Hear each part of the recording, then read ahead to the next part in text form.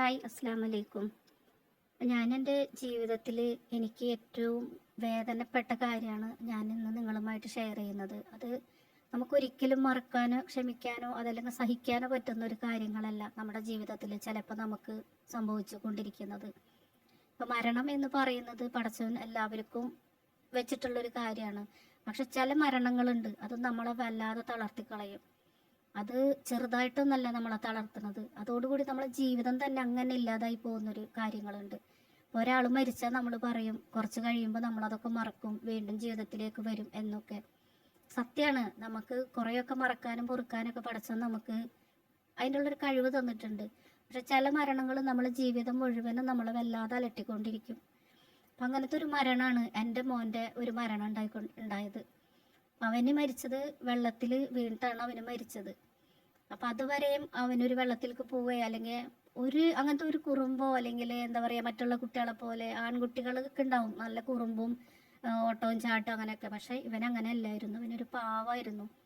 എപ്പോഴും എൻ്റെ അടുത്തോ അല്ലെങ്കിൽ എൻ്റെ അനിയത്തിയുടെ അടുത്തോ അല്ലെങ്കിൽ നമ്മളെ കൂടെ തന്നെ എപ്പോഴും ഉണ്ടാവും. അവനങ്ങനെ ഒരു കുറുമ്പെടുത്ത് പോണ ഒരാളൊന്നല്ലായിരുന്നു. അപ്പോൾ അവനൊക്കെ അസുഖമായി, കുറച്ച് സുഖമില്ലാണ്ടൊക്കെ ഒരു മാസത്തോളം ഹോസ്പിറ്റലൊക്കെ ഇടുന്ന്. അപ്പോൾ അവിടുന്ന് വന്നപ്പോൾ എനിക്കും വയ്യാണ്ടായി, എനിക്കും നല്ല പനിയും കാര്യങ്ങളൊക്കെ ആയപ്പോൾ ഞാൻ കുറച്ച് ദിവസം എൻ്റെ വീട്ടിൽ ഒരാഴ്ച പോയി നിൽക്കുക എന്നുള്ളൊരു പ്രതീക്ഷയിൽ ഞാൻ പോയതാണ്. അവിടെ പോയി 2-3 ദിവസമൊക്കെ കഴിഞ്ഞു, ഒരു കുഴപ്പമൊന്നും ഉണ്ടായിരുന്നില്ല. അപ്പോൾ ഞാൻ കുളിച്ചിട്ടൊന്നും ഉണ്ടായിരുന്നില്ല, പനി പിടിച്ചിട്ട് 5-ാം പനി ആയിരുന്നു. അപ്പം ഞാൻ എന്ത് വിചാരിച്ച്, മോന് പാല് കൊടുത്തിട്ട് അവിടെ നിർത്തിയിട്ട് വിചാരിച്ച് ഞാൻ ഡ്രസ്സൊക്കെ വല്ലാതെ മുഷിഞ്ഞിട്ടുണ്ട്, അപ്പം എന്നാൽ അതൊന്ന് മാറ്റിയിടാം എന്ന് വിചാരിച്ചിട്ട് മോന് പാല് കൊടുത്ത് അവിടെ നിർത്തിയിട്ട് ഞാൻ ആ ഡ്രസ്സ് മാറാൻ വേണ്ടിയിട്ട് റൂമിലേക്ക് പോയി.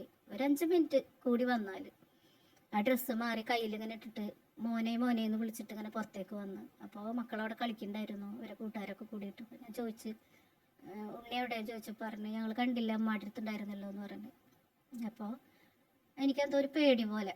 അപ്പം ഞാൻ വീണ്ടും ഓടി ഇങ്ങനെ മോനെ മോനെ എന്ന് വിളിച്ചിട്ട് ഇങ്ങനെ ഒരു കുഞ്ഞി തോടുണ്ട് ചെറുത്, അങ്ങനെ വെള്ളം കാര്യങ്ങളൊന്നുമില്ല. പക്ഷെ അങ്ങനെ കുട്ടികളൊക്കെ ഓരോ കച്ചറൊക്കെ ഇട്ടിട്ട് അതിൽ തിരിങ്ങനെ ചണ്ടി എന്താ ഒരു അങ്ങനെയൊക്കെ പറയില്ലേ, അതൊക്കെ ഉണ്ടായിരുന്നു അതിൽ. അപ്പം ഞാൻ അവിടെ വന്നിട്ട് മോനെ മോനെ മോനെ എവിടെയെന്ന് ഇങ്ങനെ ചോദിക്കുന്നുണ്ട്. അങ്ങനെ ഞാൻ എൻ്റെ ഇങ്ങനെ നോക്കണേൻ്റെ ഉള്ളിൽ എന്തോ ഒരു സാധനം ഇതിൽ നിന്ന് ഇങ്ങനെ പൊന്തി വരുന്ന പോലെ ഫീൽ ചെയ്തു. അപ്പം ഞാൻ ഈ തോട്ടിലേക്ക് നോക്കിയപ്പോഴുണ്ട് അതിൽ മോനിങ്ങനെ പൊന്തി ഇങ്ങനെ വരുന്നു. ശ്വാസം ഇങ്ങനെ പൂവലും വായന്ന് ഇങ്ങനെ പാല് വരുന്നുണ്ട്. ഇത് കണ്ടത് എനിക്ക് ഓർമ്മയുള്ളൂ. ഞാൻ അതിലേക്ക് ചാടിയെങ്കിലും കൂടിയിട്ട് എനിക്ക് എടുക്കാൻ പറ്റിയില്ല. പിന്നെ ഞാൻ എന്താ പറയുക, ആക്കം കിട്ട് നർവസായി, എനിക്ക് മിണ്ടാൻ പറ്റുന്നില്ല. കാലും കൈയൊക്കെ വന്നിങ്ങനെ മന്ത് പോലായി, കണ്ണീര് വരുന്നില്ല. ഞാൻ കിടന്നിട്ട് ആകെ മോനെ മോനെ മോനെ എന്ന് മാത്രമേ പറയുന്നുള്ളൂ. എൻ്റെ മോനെ എന്ന് പറഞ്ഞിട്ട് ഇങ്ങനെ ഓളെടുക്കുന്നുണ്ട്. ഞാൻ ആകെ ഒച്ച മാത്രം ഉണ്ട്, ഇങ്ങനെ ആകെ എന്തോ പോലെ എനിക്ക് അങ്ങോട്ട് സ്റ്റക്കായ പോലെയായി. അങ്ങനെ അതിലെ ആൾക്കാർ പോകുന്നുണ്ടായിരുന്നു, ആരൊക്കെ ഓടി വന്ന് മോനെ എടുത്ത് കൊണ്ടുപോടി. അപ്പോഴത്തേക്കും ബാക്കിൽ വേറൊരു വണ്ടിയിൽ എന്നെയും കൊണ്ടുപോയി. അപ്പം ഞാൻ വണ്ടിയിൽ ഇരുന്നിട്ട് എന്നെ കണ്ട് ഇവർ പോയവർ തിരിച്ചു വരുന്നത് ഞാൻ കണ്ടു. അപ്പം ഞാൻ പറയുന്നുണ്ട് ദേ എൻ്റെ മോനെ കൊണ്ടുപോകണം എന്ന് പറഞ്ഞപ്പോൾ അതല്ല എന്ന് പറഞ്ഞിട്ട് വീണ്ടും ഹോസ്പിറ്റലിൽ കൊണ്ടുപോയപ്പോൾ ഹോസ്പിറ്റലുകാർ പറഞ്ഞ് കൊണ്ടുപോയി എന്ന് പറഞ്ഞ്, മരിച്ച് കൊണ്ടുപോയി എന്ന് പറഞ്ഞു. പിന്നെ എനിക്ക് എന്താ പറയുക, എനിക്കറിയില്ല, ഞാൻ ആകെ പഞ്ഞി പോലെയായി എന്ന് പറഞ്ഞാൽ മന്ത് നമുക്ക് കാലൊക്കെ തെരിച്ചാൽ ഇങ്ങനെ നിലത്ത് വെക്കാൻ പറ്റും, അതേപോലെ എനിക്ക് കാല്, എൻ്റെ ശരീരം, ഞാനൊന്നും അറിയണില്ല. ഞാൻ ആകെ അങ്ങോട്ട് പഞ്ഞിക്കെട്ട് പോലെ. എന്നെ 2-3 ആൾക്കാർ പിടിച്ചിട്ടാണ് എന്നെ വീട്ടിലേക്ക് കൊണ്ടുവന്നത്. അപ്പം ഞാൻ എൻ്റെ വീട്ടിൽ എന്താ പറയുക 2 ആഴ്ച നിൽക്കാൻ വേണ്ടി വന്ന ഒരവസ്ഥയാണ് പറയുന്നത്. അങ്ങനെ പിന്നെ എല്ലാവരും എല്ലാവരും അറിയിച്ച്, ഹസ്ബൻഡിൻ്റെ വീട്ടുകാരൊക്കെ അറിയിച്ച് അവരൊക്കെ വന്ന്. അവർ വന്നപ്പോൾ പറയണെന്താണ്, സുഖിക്കാൻ പോയിട്ട് കുട്ടീനെ ഞാൻ കൊന്ന്, കുട്ടി വെള്ളത്തിലേക്ക് പോകണ ഞാൻ നോക്കി നിന്ന്, ഞാൻ കണ്ടിട്ട് ഞാൻ പിടിച്ചില്ല. അങ്ങനെ ഒരുപാട് എൻ്റെ മോനെ ഞാൻ കൊന്നു കളഞ്ഞെന്നാണ് പറയുന്നത്. പിന്നെ എനിക്ക് എന്താണ് അവിടെ ഒരു സ്ഥാനമുള്ളത്. ഞാൻ പ്രസവിച്ച് 1 വയസ്സ് 4 മാസം വരെ എൻ്റെ മോനെ ഞാൻ വളർത്തി, പാലുകുടി പോലും നിർത്തിയിട്ടില്ല. അപ്പം തന്നെ പാല് കൊടുത്തിട്ട് എനിക്ക് പനി പിടിച്ച കാരണം തീരെ പാലില്ല. അപ്പം ഞാൻ പാല് കൊടുത്തപ്പോൾ ഒന്നുമില്ല. അപ്പം എന്ത് ചെയ്തു, അവനക്ക് ഞാനൊരു കുപ്പി പാല് ഞാൻ ഇതേപോലെ കലക്കിയിട്ട് കൊടുത്തിട്ട് അത് കുടിച്ച് അവിടെ നിർത്തിയതാണ്. ഒരു 5 മിനിറ്റ് എന്ന് പറഞ്ഞ പോലെയാണ്. എനിക്കിപ്പോഴും വിശ്വസിക്കാൻ പറ്റുന്നില്ല എൻ്റെ കയ്യിൽ നിന്ന് എൻ്റെ മോൻ പോയി എന്നുള്ളത്. അതും നല്ല ബുദ്ധിയും അതേപോലെ തന്നെ ഭയങ്കര ആക്റ്റീവാണ് അവന്. അപ്പം അത് എല്ലാവരും പറയുന്നത് അങ്ങനെയാണ്, പോവാനുള്ള കുട്ടിയാണ്. അതേപോലെ അവന് വെള്ളിയാഴ്ച കുത്തുപൊക്കെ നിൽക്കണ നേരാണ് അവനെ പ്രസവിച്ചത്. ബമ്പറിൽ കയറി ബാങ്ക് കൊടുക്കണ നേരത്താണ് ഞാൻ അവനെ പ്രസവിച്ചത്. അപ്പൊ തന്നെ എല്ലാവരും പറഞ്ഞു അവസാന കാലത്ത് ഇങ്ങനത്തെ ഒരു ആലിമോ എങ്ങനെ എല്ലാവരും പറഞ്ഞു കേട്ടാ, നമുക്കറിയില്ല. അങ്ങനെ അവന് മരിച്ചു കിടക്കുമ്പോഴും എനിക്കൊരു സമാധാനം തരുന്നില്ല. ഞാൻ കുട്ടി വെള്ളത്തിൽ പോണത് കണ്ടു നിന്ന്, ഞാൻ സുഖിക്കാൻ വന്ന്, അങ്ങനെ ഇങ്ങനെയൊക്കെ പറഞ്ഞ്. അങ്ങനെ എൻ്റെ ബ്രദർ ഹസ്ബൻഡിനെ വിളിച്ച് പറഞ്ഞു അളി അങ്ങനെ സംഭവിച്ചു കഴിഞ്ഞു. അപ്പോൾ ഹസ്ബൻഡ് പറഞ്ഞു, അപ്പോൾ അവൻ പറഞ്ഞ് നമ്മളിവിടെ തന്നെ പള്ളിയിൽ മറവ് ചെയ്യാന്നാണ് വിചാരിക്കുന്നത്, ഇനി മോനെ അങ്ങോട്ടും ഇങ്ങോട്ടൊക്കെ കൊണ്ട് നടക്കണ്ടെന്നാണ്. ഇപ്പോൾ ആള് പറഞ്ഞു എന്നാൽ ശരി അവിടെ മറവ് ചെയ്തു എന്ന് പറഞ്ഞ്. ആള് കണ്ടിട്ടില്ല, ഹസ്ബൻഡ് കണ്ടിട്ടില്ല മോനെ. ആളും ഭയങ്കരമായിട്ട് തകർന്നു പോയി, കണ്ടിട്ടില്ല വരണം. അപ്പോൾ കമ്പനിയിൽ നിന്ന് ലീവ് കിട്ടാത്ത കാരണം ആളും വന്നിട്ടുണ്ടായിരുന്നില്ല, അങ്ങനെ കണ്ടിട്ടുണ്ടായിരുന്നില്ല മോനെ. അപ്പോൾ വല്ലാത്തൊരു സങ്കടം തന്നെയായിരുന്നു. അങ്ങനെ എന്താ പറയുക, അന്ന് എന്ന് പറയണത് നമുക്ക് ഒന്നും ചെയ്യാൻ പറ്റാത്ത അവസ്ഥയാണ്. നമ്മളാകെ എനിക്ക് പറയാൻ അറിയുന്നില്ല. അങ്ങനെ ഹസ്ബൻഡ് വീട്ടുകാർ പറഞ്ഞ് സമ്മതിക്കില്ല, ഇവിടെ മറവ് ചെയ്യാൻ സമ്മതിക്കില്ല.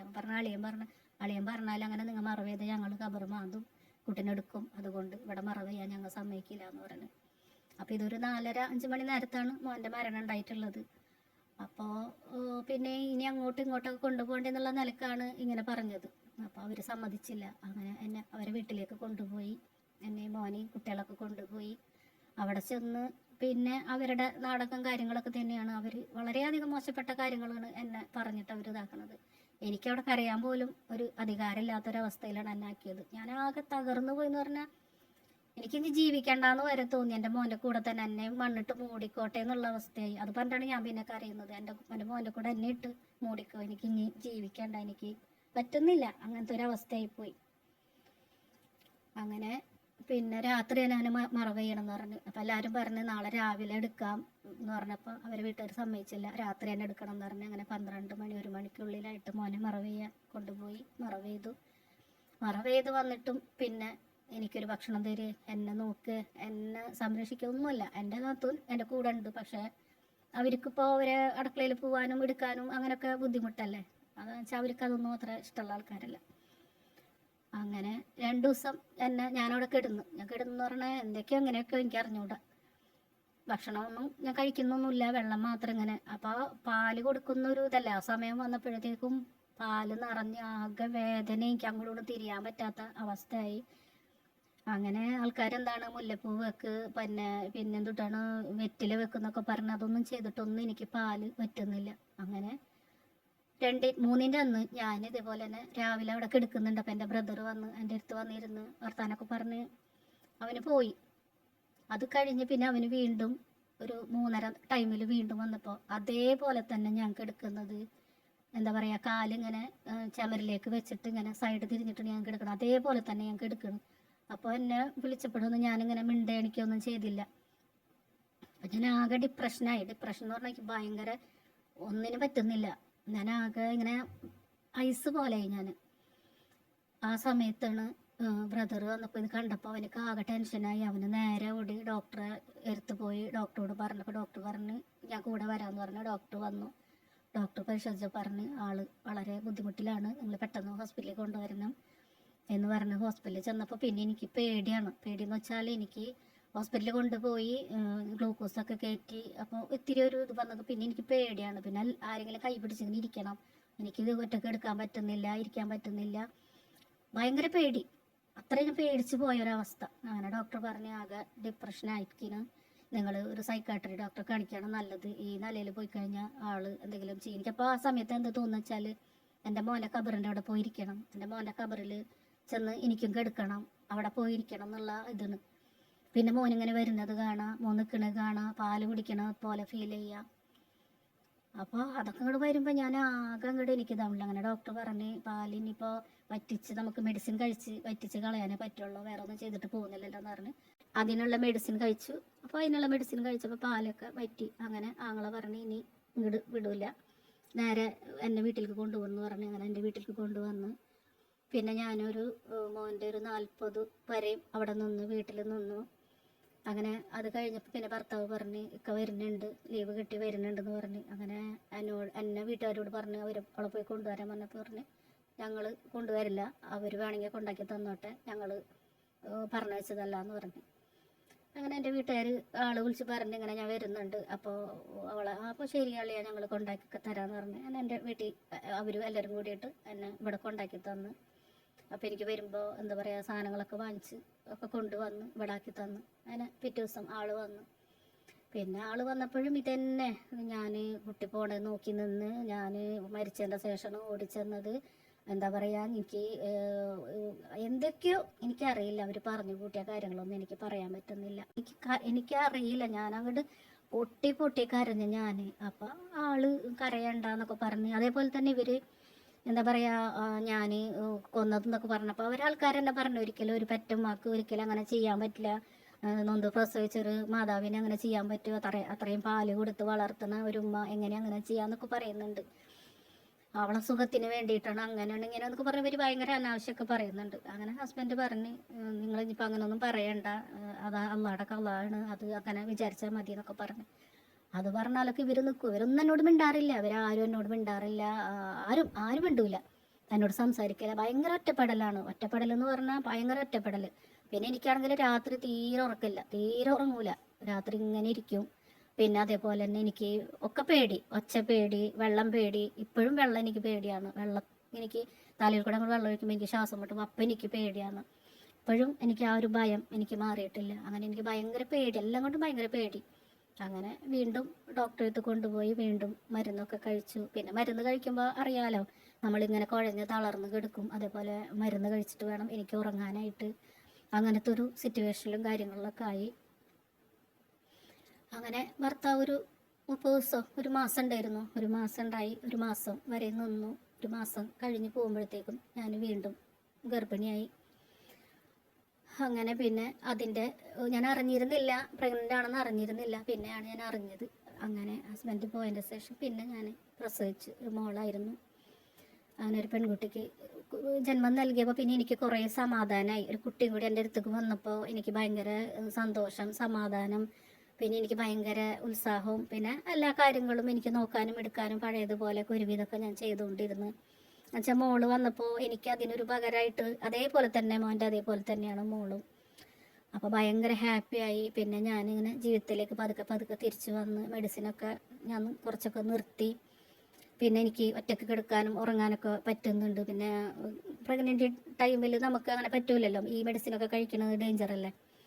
അങ്ങനെ പിന്നെ ഞാൻ കുഴപ്പമൊന്നും ഇല്ലാണ്ടൊക്കെ ഇതാക്കി. അങ്ങനെ ഞങ്ങളൊരു കുറച്ച് സ്ഥലം എടുത്ത് അവിടെ തറ കെട്ടി വീട് എടുത്ത് പിന്നെ ഞങ്ങൾ അങ്ങോട്ട് മാറാനുള്ള പരിപാടി. അപ്പോഴത്തേക്കും വീണ്ടും തുടങ്ങി പ്രശ്നങ്ങൾ.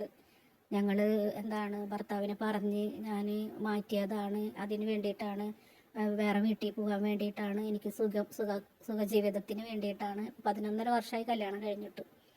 പക്ഷെ അപ്പോഴും അവർ പറയുന്നത് ഞാൻ തലയണ മന്ത്രം വെച്ചിട്ടാണ്, എൻ്റെ മോനിക്ക് ഇഷ്ടമില്ലാത്ത ആണ് ഇവിടുന്ന് പോകാനായിട്ട്, എൻ്റെ മോന് ഇവിടുന്ന് ഞാൻ കൊണ്ടുപോകണമാണ്, അവരെ മനസ്സിൽ നിന്ന് ഞാൻ പറിച്ചെടുക്കണമാണ്, അതിനൊക്കെ പറഞ്ഞിട്ട് ഭയങ്കര പ്രശ്നങ്ങൾ വെച്ചാൽ അവർക്ക് തീരെ താല്പര്യമില്ല ഞങ്ങൾ വേറെ താമസിക്കുന്നത്. അപ്പോൾ പിന്നെ അവിടുന്ന് തുടങ്ങി ഇവരെല്ലാവരും ബഹളങ്ങളും പ്രശ്നങ്ങളും വഴക്കും. വീണ്ടും എല്ലാവരും ആദ്യബോധ്യം വീണ്ടും ആയി. ആർക്കും ഇഷ്ടമല്ല എന്ന് വെച്ചാൽ എല്ലാ കാര്യങ്ങളും നോക്കുന്നൊരു മോനാണ്, അവരെ വീട്ടിലെ എല്ലാ കാര്യങ്ങളും ഉത്തരവാദിത്തത്തോട് നോക്കുന്ന മോനാണ്. അപ്പം അതുകൊണ്ടായിരിക്കും. പക്ഷെ ഞാനൊരിക്കലും അവരെ നോക്കണ്ടെന്നോ ചെയ്യണ്ടെന്നോ എടുക്കണ്ടെന്നോ ഞാൻ പറയില്ല. അവർ വളർത്തി വലുതാക്കി അവരെ സ്വന്തം മോനാണ്. നമ്മൾ വിവാഹം കഴിച്ചിട്ട് അവർ ബന്ധമാണ് നമുക്കുള്ളൂ. അവർക്ക് ഇഷ്ടമുണ്ടെങ്കിൽ നമ്മൾ നോക്കിയാൽ മതി, നോ പ്രോബ്ലം. പക്ഷേ അവരുടെ ചിന്താഗതി അങ്ങനെയല്ല. അവർക്ക് എപ്പോഴും എന്തെങ്കിലും പറഞ്ഞിങ്ങനെ പിന്നെ നമ്മൾ വേറെ താമസിച്ചപ്പോൾ പിന്നെ അവർ അനാവശ്യങ്ങളായി പിന്നെ നമ്മളെ പറ്റി പറഞ്ഞുണ്ടാക്കാൻ തുടങ്ങിയത്. നമുക്ക് പൊട്ട ബന്ധങ്ങളുണ്ട്, നമുക്ക് അതിന് വേണ്ടിയിട്ടാണ്. അത് കഴിഞ്ഞ് ഭർത്താവ് പോകുമല്ലോ. അപ്പം ഞാനാണെങ്കിൽ ആ ഒരു ടൈം ആയപ്പോഴത്തേക്കും എനിക്ക് 20 വയസ്സ് ആയിട്ടുള്ളൂ. 19 വയസ്സിലാണ് മോൻ മരിച്ചത്. ഇപ്പം അത് കഴിഞ്ഞ് 20 വയസ്സ് എനിക്കായിട്ടുള്ളൂ. അപ്പോൾ ആ പ്രായത്തിൽ അവൾക്ക് ഒറ്റയ്ക്കൊരു വീട് നോക്കാൻ പറ്റൂല, അവൾക്ക് ഒറ്റയ്ക്കൊരു കാര്യങ്ങൾ നോക്കാൻ പറ്റൂല. അപ്പോൾ അവൾക്ക് പൊട്ട കാര്യങ്ങൾക്ക് വേണ്ടിയിട്ടാണ് ഞാൻ ഇവിടെ നിൽക്കുമ്പോൾ അവളെ സുഖങ്ങൾ നടക്കൂല, അതിന് വേണ്ടിയിട്ടാണ് ഇതിനോട് പിന്നെ അറിയാലോ. അങ്ങനെ ഒരുപാട് പ്രശ്നങ്ങൾ ആ ഒരു ജീവിതത്തിലുണ്ടായിരുന്നു. ഇൻഷാ അല്ലാഹ് അടുത്ത വീഡിയോയിൽ പറയാൻ ബാക്കി.